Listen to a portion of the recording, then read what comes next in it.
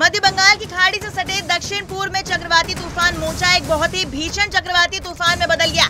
हम उसी शक्तिशाली चक्रवात मोचा की बात कर रहे हैं जिसके रविवार को म्यांमार और बांग्लादेश से टकराने की उम्मीद है। चलिए आज की इस वीडियो में सबसे पहले जानते हैं कि साइक्लोन और तूफान के बीच क्या अंतर है। इसी के साथ जानेंगे कि ये कितना खतरनाक साबित हो सकता है।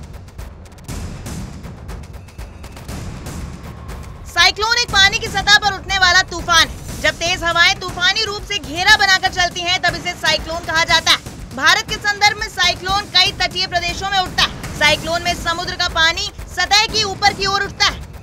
साइक्लोन अक्सर भारी मात्रा में पानी सोखकर मूसलाधार बारिश और बाढ़ पैदा करता है, जिसके कारण जीवन और संपत्ति का बड़ा नुकसान होता है। और जब साइक्लोन कम से कम 119 किलोमीटर प्रति घंटे से 74 मील प्रति घंटे की हवाओं तक पहुंचता है, तो वो दुनिया में कहां उत्पन्न हो रहा है, इसके आधार पर उन्हें तूफान या टाइफून के रूप में जाना जाता है। जैसे कि उदाहरण के तौर पर बंगाल की खाड़ी में बनने वाला चक्रवात मोका और इसी का रूप है हरिकेन और टाइफून। आपको बता दें कि फ्लोरिडा के तट से उठने वाला तूफान हरिकेन कहलाता है, जबकि फिलीपींस के तट पर आकर ये टाइफून कहलाता है।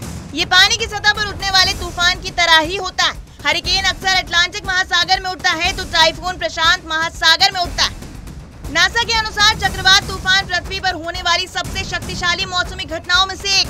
जब इससे लैंडफॉल बनते हैं तो इसमें साइक्लोन से विनाशकारी तूफान आ सकता है, जैसे कि सुनामी। ये चक्रवात का सबसे घातक हिस्सा हो सकता है और हवा की गति से केवल आंशिक रूप से प्रभावित होता है।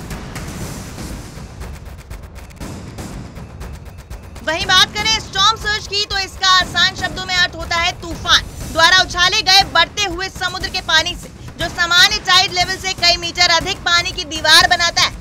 इसमें मोटी लहरें चक्रवात की तुलना में तेजी से चलती हैं और कभी-कभी एक बड़े तूफान से 1000 किलोमीटर आगे तक दिखाई जाती हैं। ये उछाल दर्जनों किलोमीटर दूर और कई बार अंतर्देशीय भी फैल सकता है।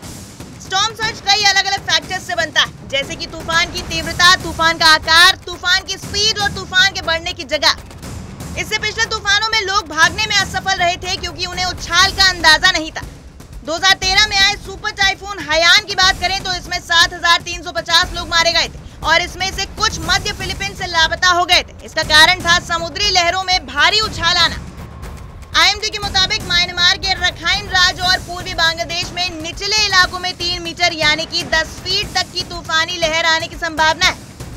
बांग्लादेश हमेशा अप्रैल और दिसंबर के बीच नियमित रूप से खराब तूफानों से प्रभावित होता है, जो कि मौतों और बड़े पैमाने पर संपत्ति की क्षति का कारण बन जाता है।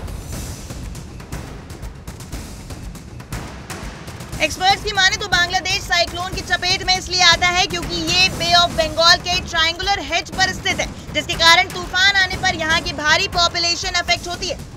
बंगाल की खाड़ी में समुद्री सतह के हाई टेम्परेचर के साथ चक्रवातों और तूफानों के लिए आसानी से परिस्थितियां भी बन जाती हैं।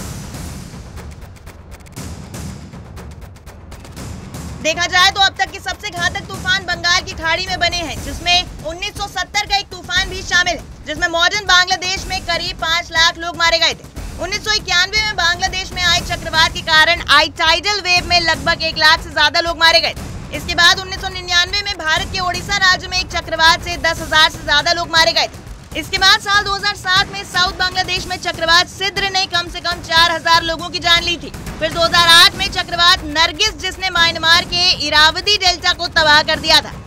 सर्वे से पता चलता है कि गर्म जलवायु से ज्यादा विनाशकारी चक्रवात आ सकता है, क्योंकि इससे महासागरों के आसपास ज्यादा गर्मी पैदा हो सकती है। इसके साथ ही बढ़ते समुद्र का स्तर चक्रवातों से तूफानी लहरों को बढ़ावा दे सकता है, जिससे ये और भी ज्यादा घातक और विनाशकारी हो सकते हैं। आपको कैसी लगी हमारी खबर, हमें कमेंट सेक्शन में जरूर बताएं। साइक्लोन और स्टॉर्म सर्ज से जुड़ी और अपडेट्स के लिए देखते रहें न्यूज़ 18 हिंदी ओरिजिनल्स।